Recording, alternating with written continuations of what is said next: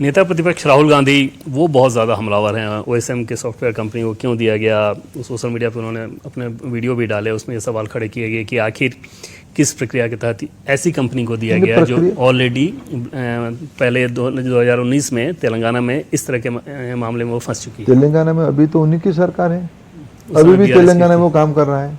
कर्नाटक में उन्हीं की सरकार है, अभी भी वो कर्नाटक की सरकार के साथ काम कर रहा है।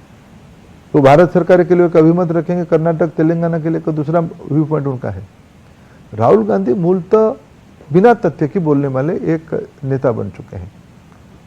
हमारे दुर्भाग्य हमारे देश की एलओपी है। वो एलओपी अगर तथ्य विहीन, आधार विहीन बातों को रखेंगे तो हम क्या कर पाएंगे। इनकी बातों में कोई तथ्य नहीं है, कोई आधार नहीं है, वो दोहरी मत की व्यक्ति है। उनके वहां काम करे तो सही कर रहा है, सही कंपनी है। सीबीएसई ने लिया तो गलत किया, दोहरापन है ना, डबल स्टैंडर्ड है विषयों के ऊपर।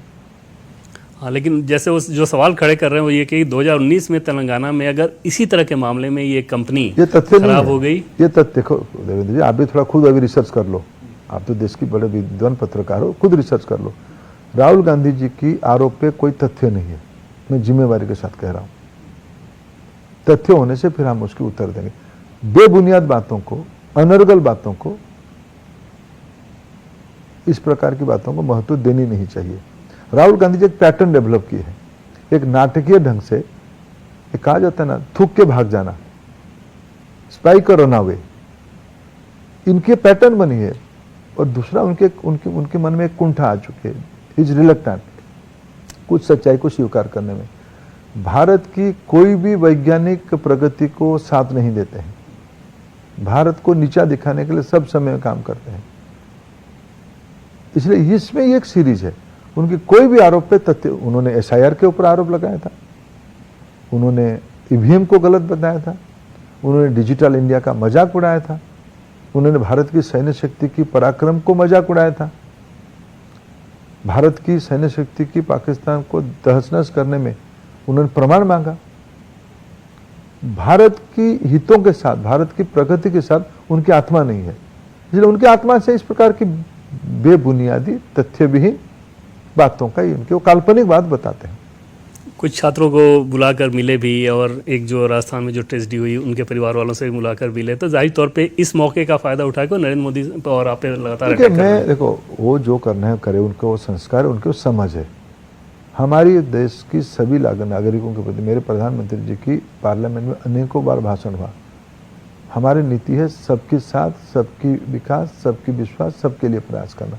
हम सब वाले लोग हैं, और जो आज पीड़ित लोग हैं, जो आज चिंता में जो स्टूडेंट है, वो हम उनके साथ हैं। हम अपनी जिम्मेदारी से मुंह मोड़ नहीं सकते, हम भाग भी नहीं सकते, हमारा दायित्व है। हम सिंबोलिज्म पे विश्वास नहीं करते, हम समाधान में विश्वास करते हैं। सुप्रीम कोर्ट में रीजनल लैंग्वेज को लेकर सुप्रीम कोर्ट का कल जो आया ऑब्जर्वेशन, जो फैसला सुप्रीम कोर्ट ने किया, बाकी अभी सुनवाई इसमें चल रही है, उसे कैसे देखते हैं? क्योंकि इसको लेकर भी बहुत अटैक किया जा रहा था। सुप्रीम कोर्ट में बात है, मैं उस पर कोई टिप्पणी देना नहीं चाहूँगा। सुप्रीम कोर्ट के सामने सारा विषय, सुप्रीम कोर्ट ने कहा कि संबंधित लोग उसकी एफिडेविट दें। भारत सरकार भी उसमें पार्टी है, मैं भारत सरकार के दायित्व में, हम अपना मत को सुप्रीम कोर्ट के सामने रखेंगे। मेरे को लगता है सुप्रीम कोर्ट भारत में राष्ट्रीय शिक्षा नीति की स्पिरिट को स्वीकार करेगी, और सुप्रीम कोर्ट जो कहेगा हम उसको इम्प्लीमेंट करेंगे। आखिर में एक सवाल, इंडिया टीवी के मार्फत भारत सरकार के शिक्षा मंत्री धर्मेंद्र प्रधान जी उन छात्रों से क्या कहना चाहेंगे जिनको नीट का एग्जाम देना है, दोबारा उनके मन में शंका कोई ना रहे, संदेह ना रहे, सिर्फ एग्जाम की तैयारी करें, क्या कुछ कहना चाहेंगे? देखिए, मैं आपके माध्यम से उस सारे विद्यार्थियों को का जिम्मेवारी लेना चाहता हूँ, जिम्मेवारी लिया हूँ। सरकार आपके लिए संवेदनशील है। हम एक निर्भुल, problem free, error free examination हो, उसकी पूरा कोशिश कर रहे हैं, और हमारे दायित्व उसको हम डिलीवरी भी करके देंगे। सरकार आपके हितों के लिए संवेदनशील है, हम उत्तरदायी हैं।